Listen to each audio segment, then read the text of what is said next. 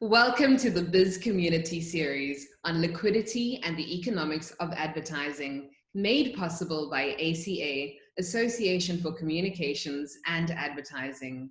We are halfway through the series in which we have been looking at the incredible value being brought to the boardroom table by South African creative advertising and marketing sectors. I'm your host, Rutendo Nyamuda, and it is my great honor to introduce you to today's guests. Joining us for today's discussion on the new currency of humanity, the real value in human values, is Sechaba Motsieloa, chartered marketer and managing partner and co-founder of the Kansy Group. And he'll be in conversation with Ernst Kuhlmann, Chief Evolution Officer at ARC8 Global. Welcome to you both. Morning. Thank you very much, Rutendo. Fantastic. So I'm going to get straight into this. And my first question is to Ernst. I honestly don't believe that I've ever heard of a Chief Evolution Officer, but I can certainly say that these last few months, there has been so much evolution that has happened. And so I want to find out from you, can you share with us what has evolved, what's needing to evolve, and how have you and your organization been responding? Thanks, Rutendo.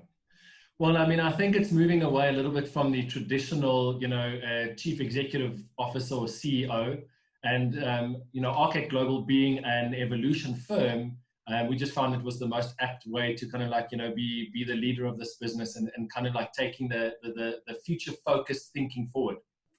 So as a business evolution firm, we guide organizations through business transformation. And yes, there's a lot of evolution that's taken place in the last couple of months, but from our opinion, probably not enough, and I think so much more can be done around that.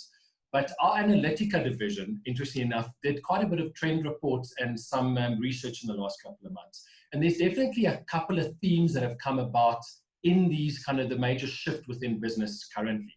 One of the biggest ones is around the virtual office or virtual working space. And so many of us now have to adapt by having a setup at office, missing that kind of connection at the workplace, and having to adapt to this new world of virtual communication, virtual meetings, and that kind of thing as well. In addition to that, that's not translated into an online experience and online presences, where companies are now moving into an environment where they need to create a space where they can create gatherings and virtual experiences to not take a consumer that is no longer in their environments, which they can control, on a journey to still give them some kind of brand experience and product experience. And therefore, technology obviously plays a huge part in that. That then adds to another theme that's coming about around creating virtual communities, especially now where workforces are no longer in an office space. They don't have coffee breaks together and can chat about around the coffee cooler, the water cooler. I find that we now need to have a massive focus around the creating of communities around our staffing, our stakeholders, and predominantly our consumer base as well. And how do we kind of collaborate and bring them into an environment where we can still have conversation and contact with them and keeping some form of connection. And then I think, the huge focus around e-commerce. Because if you've not been in that environment yet, we strongly advise that you need to start looking at how do you bring your value proposition into an e-commerce environment. And then this whole reality around hyper-hygiene. Everybody's, probably some people quite frantic about it, and some people a little bit blasé. But I think that the focus around hyper-hygiene in your environment, your workplace, your protocols, what we're seeing around your consumer engagement, that kind of thing is a strong theme that's come across. And then this whole focus around global citizenship, around how are you as an organization making decisions for the greater good. It's no longer just profit focused. It's now, how do we make a difference to the world? So those are immediately themes that I think that we can focus on and what's shifted in the world in the last couple of months. What has evolved. What really needs to evolve is looking at this focus around looking at keeping that human connection. And especially one of the key things is organizations that don't have a purpose strongly need to kind of like go back to that and define that purpose, because it will give them a different perspective to the stakeholders. Staffing, customers will see them in a different light, and hopefully there's an alignment that then attracts a different kind of audience. And I think a strong focus as well is that technology enhancements are no longer a nice to have, but definitely a critical necessity for businesses to survive in this current state. How we as an organization have adapted. So, having been, as Arcade Global is an evolution firm, but we ourselves found ourselves going through a transformation and evolution in the last couple of months. And one of the main things that we did is we actually branded during this process. And in doing so, we also changed our value proposition to our customers, because we realized that we need to meet them where they are at. Our original value proposition is not necessarily what the customers need right now. Their businesses have shifted, their needs have shifted, and therefore we needed to adapt in the same way. So instead of giving this huge value proposition all like in one go, I think understanding where their client is at and the business is at in their lifespan, we're now able to look at it and say, all right, we can offer you a future-focused strategy and help you with this kind of more future-proof strategic objectives. We can look at your brand evolution. We can start looking at your strategic thinking and applying some of that learning in the workforce to start getting a new kind of thinking pattern within the teams to come to life. And then as far as ideation and even innovation, and help them to kind of differentiate themselves, to encourage problem solving and creative thinking, to differentiate themselves through some cool innovation and ideation. So we really kind of like offer them a different kind of variety of services now. And also we've gone completely virtual as an organization. We work through virtual kind of platforms, Teams, OneDrives, virtual kind of environments and so on. Meetings can take place through this. Assessments can be done virtually. We don't necessarily always have to be on the client's premises anymore.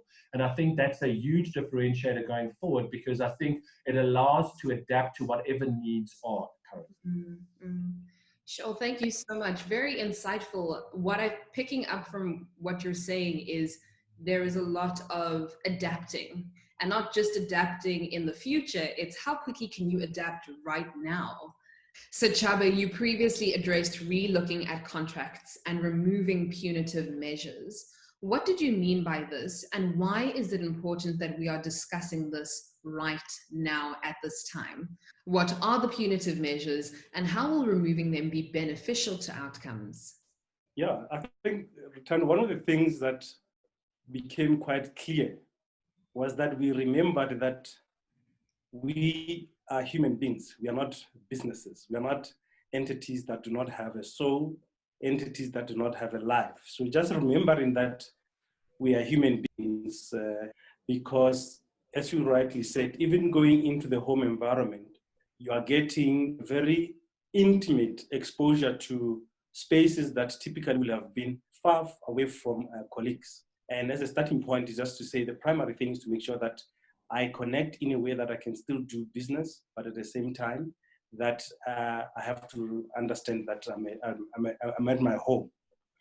The symbiotic relationship that I'm talking about is that recognition that you can no longer just demand that people show up at a meeting.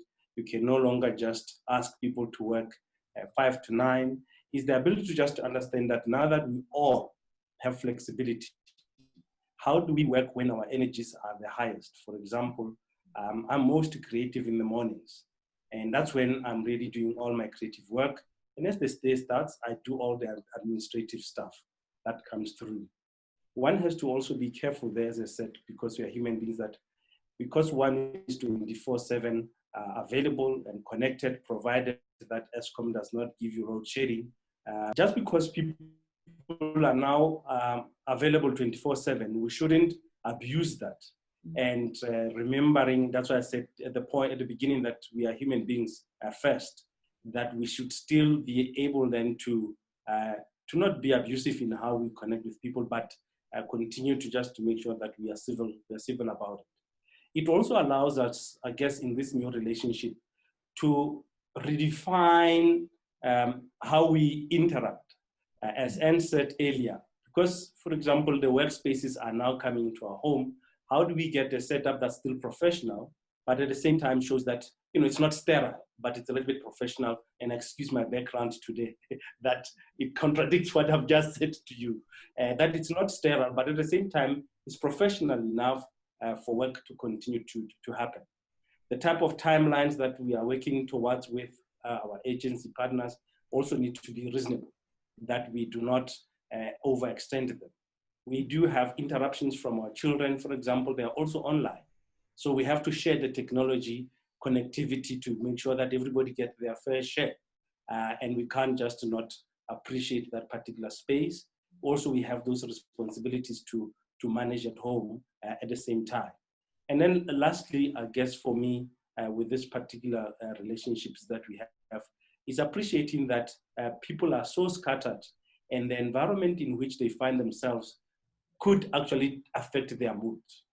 Because as you go into your call, you don't know whether somebody has just been told news about their loved one passing away, or the news of somebody else that they know that's got COVID, or as I said earlier, around load shedding. So context is quite important to remember that city is not necessarily the same as the one or the person that you are speaking to. And we just need to be mindful of that. So every time, which we didn't do, apologies now, is do a quick check-in, just to make sure that we align ourselves. Because if it was an office environment, you almost walk into the boardroom and you leave everything behind.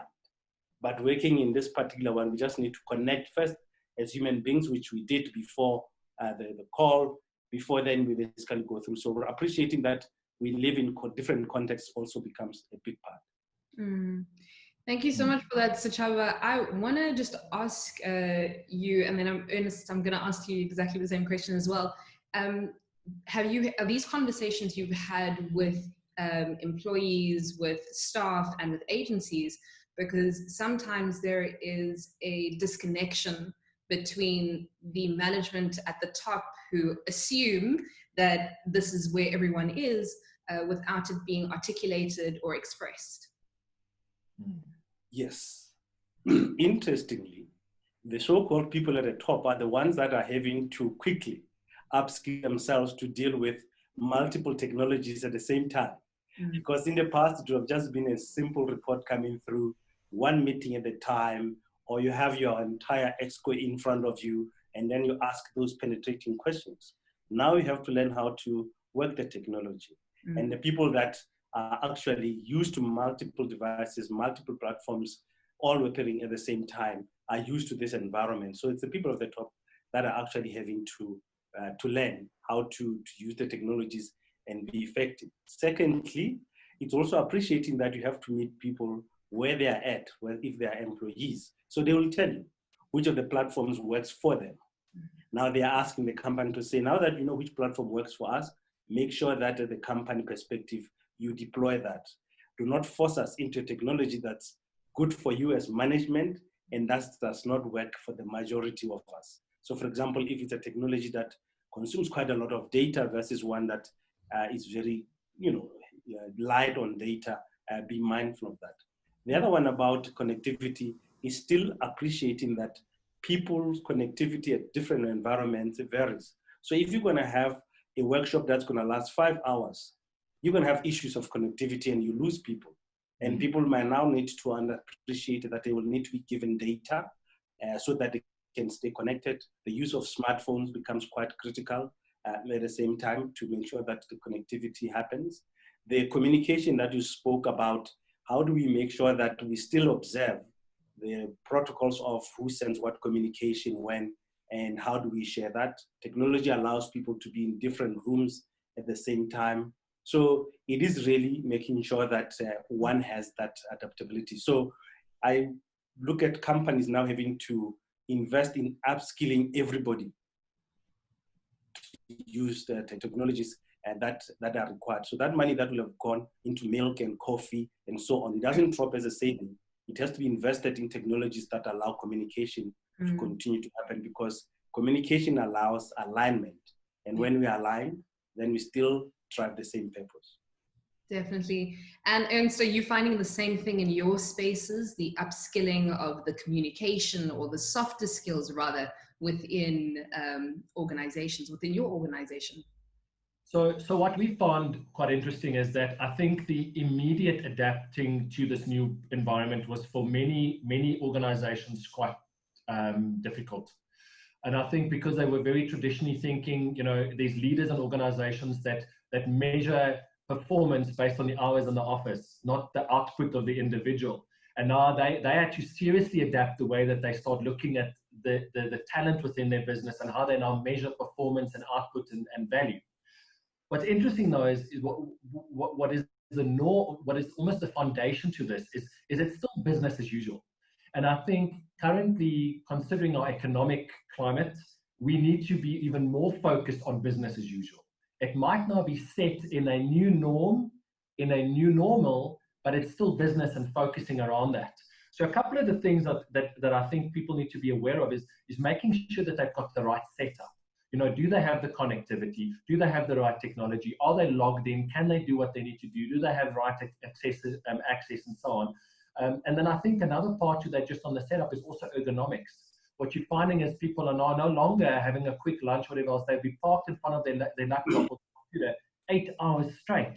And then they're complaining of back pain and aches and things like that. So I think the well-being of the employee working at home or that team member and the ergonomics need to be considered as well. The regular stretch breaks and so on, drinking enough water. Those are stuff that I think organizations need to be aware of. In addition to that is making sure that, like we said, having the right professional backgrounds and those kind of things. And if they can't do that, then create a professional image that can be used as a virtual background that people feel confident enough that becomes a display of who you want to be. And in addition to that, I think dress code is becoming even more of a focal point, because you're still representing your organization, you're still representing a brand. And so many people will blame connectivity by not switching on their laptop or their cameras. But at the end of the day, they haven't even brushed their hair. They're sitting in hoodies and tracksuits. And I think it's almost bringing that level of professionalism back. Although you're working from home, you still need to kind of be in there and be focused and do what you need to do. And then the last pillar to that is then, how does your processes shift? If you no longer can go to a client to drop off a contract and let them sign with you at the boardroom table, how are you adapting your processes and protocols to allow for a virtual engagement? I think salespeople are probably finding it some of the hardest to do at the moment, because they can't go and build that relationship and be in a client's environment and understanding the true nuances and essence of some of their challenges.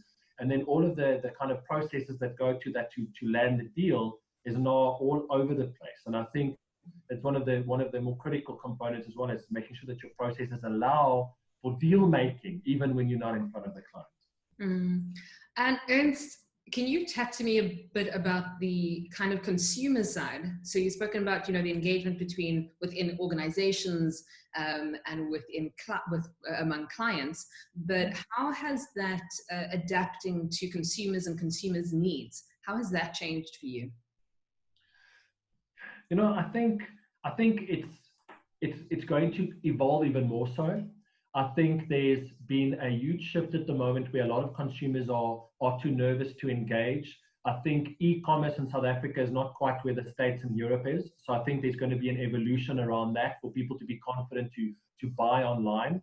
I think the second component is where consumers are still very keen on having some kind of person understanding their needs and wants. And I think, for consumer brands that are dealing with the consumer face-to-face, I think they need to try and find all possible ways to still give that confidence that there's a person listening. I think so many times a brand is quick to engage chat bots and that kind of AI to communicate with consumers, because they know that at some point, if they need to go into a call center or into a help desk or something, that there's a person to do that. But now that they don't have that opportunity, I think we need to invest in making sure that the consumer still feels that the brands are listening to them. And there's lots of technology of how you can do that. There's APIs that can plug into your social media platforms that takes it through to WhatsApp and so on. And then interestingly enough, from the research that we've seen, consumers will very comfortably share personal information on a WhatsApp, because it's such a comfortable medium to communicate with. They'll share their frustrations. They'll approve certain things on a WhatsApp platform. And I think businesses can comfortably shift into that kind of environment to give that kind of just one nudge forward to say, we're here, but we can talk on a platform that you feel more confident about, instead of, let's say, a messenger or any other kind of platform. Yeah. And Sechaba, so you recently addressed re-looking at contracts between clients and agencies and removing those punitive measures. What did you mean by punitive measures, or removing the punitive measures? And why is it important that we start having these discussions at this specific time? And then also, what specific punitive measures were you addressing, and why do you feel it was beneficial or beneficial for the outcomes? You know, yeah, thanks for that, Rutendo. When you put contracts in place, usually you will have had a view into the horizon during the period of that contract. And almost 100% of all those contracts, when they were signed, we didn't have this pandemic. So it was never a consideration. All the things that we have discussed now around where people work, the environment in which they work, expectations on delivery, what can they deliver, were not in place. Businesses were not shut down. Businesses had very predictable revenue, whatever their business objectives were. Everything was predictable. That's why it makes sense to put certain contracts in place. Everything has changed, and when things change, so should we look even at those contracts, because those contracts then allow us to now say, let's make sure that we do not put ourselves in a corner where we continue to do what we were doing before the pandemic, even though it has come through. So punitive measures, things like if you don't deliver on time, this is basically what it means. Things like I'll only pay you 30 days, 60 days after the delivery of whatever, all those things need to change. Things like I need the following resources to be working on my business, almost specifying the people, expertise that you need on your business specified. Now, when revenue goes down, and then you've got the marketing budgets now going down, that goes through to the agencies. They can no longer afford to keep all those resources that you specified in the contract in place to do on the work that you're actually not even briefing in because your business is shut down. Say, let's go there and actually look at it and be reasonable around what needs to happen. The other thing about contract is that it puts you into a tunnel. At the moment, people have to be innovative. They have to come up with new things. How do I allow people outside of those contracts to come with ideas that can help businesses to actually get out of the challenges that we have? Do you allow it to come through versus saying our contract and our scope of works is X and just stick to it? It just does not make sense. You need to go back and say, how do we change the scope of work? Or how do we increase the scope of work? How do we have that conversation so that it makes sense that the contracts and the relationships that we have are actually meaningful and can add value? And together, agencies and the marketing department, how do you package solutions to go to the CEO or leadership to say, we are the ones that are more likely to be, well, that are more connected to consumers. And here's a solution that actually works, and then do consider it. And you don't want a CFO or somebody in procurement telling you, no, this one has got to go through this particular channel, when you're actually providing a solution to help the business to create, to connect, to do what it needs to do. So it's in that context that I say, yes, contracts manage relationships, but first of all, we are human beings. We understand that the context has shifted, and therefore we need to adjust. And if we do not adjust, we will become irrelevant as both parties. No wonder then when you get into the boardroom, then we may not be able to add value. Wow, thank you for that. And Ernst, do you have anything to add to what Sechaba has said? Yeah, I'd like to add something. I think, as Sechaba said, that, the contract governs the foundational kind of fundamental aspects of the relationship and the contracts, the way things are being done or needs to be done, the expectations and service deliveries. But I think there's a relationship, like you said, above and beyond that. And I think, if we were just opening up conversations, because a client literally just pulling the plug on an agency and saying to them, we just can't afford you, can sink an agency in its entirety. And I think it's so critical to rather just have human conversations and saying, guys, we can't afford X, but we can potentially still afford Y.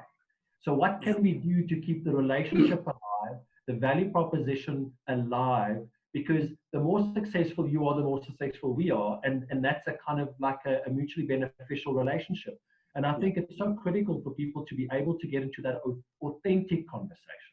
Because if they can't do that, it's just going to have such a massive ripple effect. And I think it's so critical to be able to do that and just and face the brutal facts, but have the conversations and then find, like Sechaba said, the solutions to address those instead of just, well, this is the way it is. Yeah. Wow. Thank you both for your insights and inputs on that. I think that's really key, is to have the discussions and to, put, I would say, even ego aside or whatever it is, because we're all in the midst of this pandemic right now, and no one's going to know how much you are struggling unless you actually have that conversation to say, as you both mentioned, this is where I'm at. How can we still have this relationship, this partnership, and still keep continuing? Yeah. And so my next question is to both of you, and it's pretty much getting to the heart and the essence for this discussion. And for these discussions collectively, and there's no better people to have these conversations with than marketeers such as yourselves, because essentially the advertising and marketing and communications industries have the ability to create these new narratives, have the ability to place these stories and to change society in a way that perhaps other industries aren't able to do. And so where, for both of you, is the value in being human, in this shared humanity? Why, for you, is the advertising and marketing industry more relevant than ever in our economic conversations in our country at the moment? Yeah, I think I want to give that one a big shot, because for a long time as marketers, we have always, and creative agencies, been the closest to the consumer and the closest to the consumer needs. And we have been the voice of consumers inside organizations to say, we believe that we have an opportunity in the marketplace to make business sense and to make money. At the same time, we have an opportunity to solve a proper consumer problem in the marketplace and bring that in. So we've always been the ones that communicate to business on behalf of consumers. And now, more than ever, we even have to be closer to the consumer, because everything is changing. Their needs, their buying patterns, their context, how they shop, everything is changed. And we then need to just make sure then that we really listen, not just with our heads, but also with our hearts, because it no longer makes sense to continue to sell a product at a particular price point to a consumer when we know very well that things have shifted. In the times when they never used to buy as much toilet paper because they were never at home, now they have to buy toilet paper. What does the pricing of toilet paper look like? Or some of the goods that they were sort of like casually buying, and how does that look like? Insurance products. Yeah, I'm no longer on the road all the time. How do I have a conversation to make sure that we adjust the dynamic pricing for insurance? What does that look like? So I think because we have been closer to the consumer, as marketers now, we have even more responsibility, not just to extract insights, but to make sure that we connect the business with consumers' mind and heart, and really be empathetic, be in their shoes, and be able to then say, we have to package our solutions differently because the consumer where they are is quite changed. I mean, take a simple thing like just a media strategy that considers the context in which the consumer is, how you define that particular consumer, the channels that you communicate, and the content that you carry through. If you were to take content that's upbeat into an environment that you know that the peak of the pandemic is about to hit, how do you talk to that? How do you make sure that you are sensitive to the environment? And it is us as marketers that can bring that heart, that feeling into the business, in the communication space, so that we make sure that then it sits comfortably in the environment, despite the challenges that we have. And that's why I'm feeling that we really need to step up as communicators to help businesses to be in step, working alongside the consumer so that we don't jar in what we do. Essentially, I love what you said about placing the consumer at the center and the heart of everything you do. That was really great. And Ernst, for you, what are your thoughts on, the relevance of the advertising and marketing industry in our current economic conversations and climate? I think as an industry, our role is to communicate to the consumers. It's what we do for a living. It's what we kind of like, it's our passion and our focus. And I think one of the biggest drivers should be to humanize the brands, is to kind of like make it accessible and relatable for the consumer to be able to connect with that brand, and so that the consumers know that the brands care and that they understand what they're going through, instead of a forced kind of campaign, if I say it in so many words. That then drives a stronger human connection. And I think that's what everybody's yearning for at the moment. Being in isolation, being afraid, being nervous, being all of these, the uncertain times, being affected by the economy, I think that there's such a huge opportunity for brands to try and aim to have that communication and that connectivity with their consumers, and then ultimately focus and to create and share, hopeful stories. It's all, there's so much doom and gloom around us. We all understand the news is telling us this daily. And you just have to go on some social media platforms to see what's happening in the world. And you don't need to, I think there's such a beautiful opportunity to be focusing on good news only. What is the exciting things? What's the silver lining? What is happening in certain entities and so on, that we can just shift that narrative away from the doom and gloom. And if we have so much access and power to change that communication, then I think we should grab every opportunity. Yeah, I think just to finish off what Ernst was saying, one of the things that I found attractive when I was speaking to ARC8 Global was the living in the future. So already the conversations that we have with Ernst is about, post this, what type of drama will people have come through? And are there programs that will allow parents to deal with the drama? You can imagine for 4 months, you have the skill, but you don't have the opportunity to use your skill to earn an income, and you have all these anxieties. What does that look like when it's coming through? Where is your self-confidence? What does it mean if you have change and go and pick up a new skill, the insecurities that you have?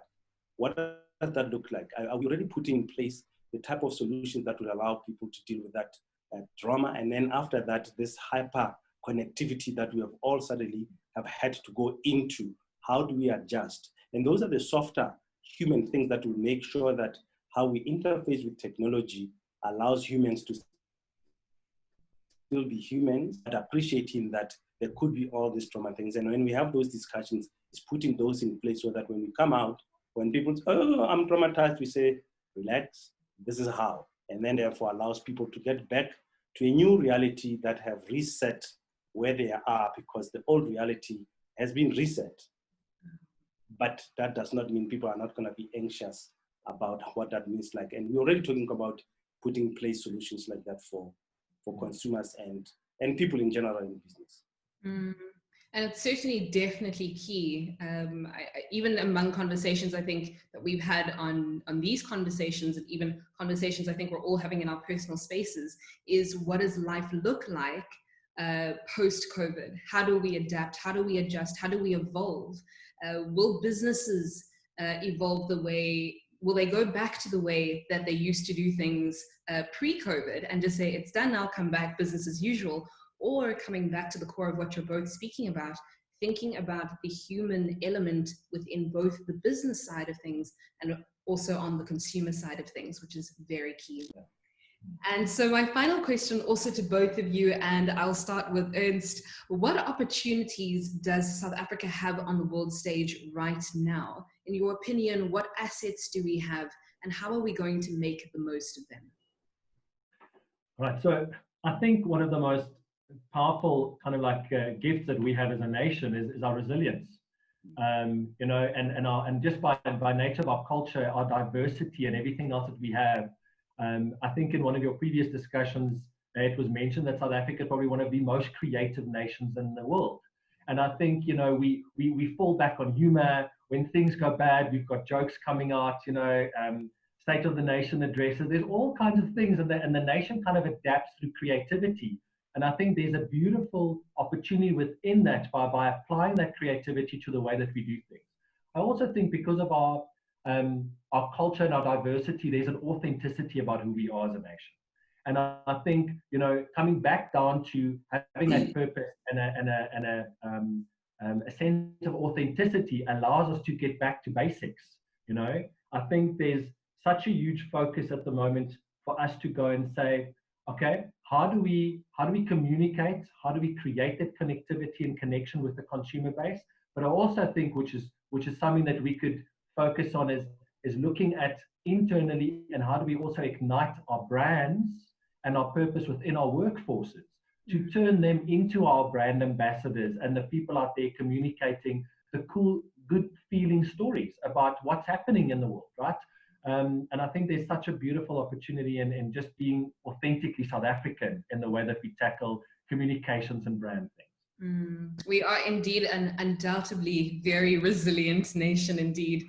And Sechaba, in your opinion, what opportunities does South Africa have on the world stage right now? And how do you feel we need to make the most of them? Yeah, I think if we look at the end of apartheid, at the dawn of the new democracy, the Rainbow Nation, that type of sense of hope that South Africa provided for the world, we have a window like that, where we have seen how devastating the pandemic has been to Africa in particular, to Black people in particular, to disadvantaged, to the poor. South Africa is one of the most unequal countries in the world. We have an opportunity now to say, now that has also been put right in our face, how do we use the purpose of brands, purpose of businesses, to show the rest of the world how we can come out of it, utilizing the creativity that Ernst has spoken about, our humanity, our Ubuntu, using that to basically say, we're gonna come out as a country stronger, closing that gap between the haves and the nots, closing that gap between the previously disadvantaged to the whatever, because it is clearly there, and leading that into Africa and the rest of the world so that we can provide them innovative solutions going forward. It will be a pity if, for example, we do not use the pandemic to advance businesses that are owned by Black women, for example. Because now we are saying we are building from whatever was there, who's available. As we build, let's make sure that we build together and not just build with the people that we have always been with. We have opened it up because everybody has to move up, and moving up might mean let's move together with the businesses that in the old context were being left behind. But now this has been an equalizer, especially because we've all connected at a human level to say, let's use that as a platform. And I think South Africa has an opportunity to show how that can be, and as we move forward. Well, thank you both so much for that. And thank you so much for your input. This discussion was incredibly insightful, it's incredible to hear that these discussions are happening on this level. I think even as a former employee myself, oftentimes one overlooks or forgets the real human element of it, to say, this person's going back to a home, this lady is a mother of, you know, so many kids, or this person is a single parent, or this person is dealing with these things in their lives right now. And this kind of puts the essence and the focus back, or takes the focus away from how much money can we earn, and, you know, how big is this industry, and how much of this industry can I own, and takes it back to a real human side of things, where you're talking about how can I give back to my community in a human way? How can I connect with people? So really, really, truly appreciated this discussion. Thank you both so much. Thank you to everyone who joined us for today's discussion on the new currency of humanity, the real value in human values. This Bizcommunity conversation was made possible by ACA, Association for Communications and Advertising. We'll see you soon.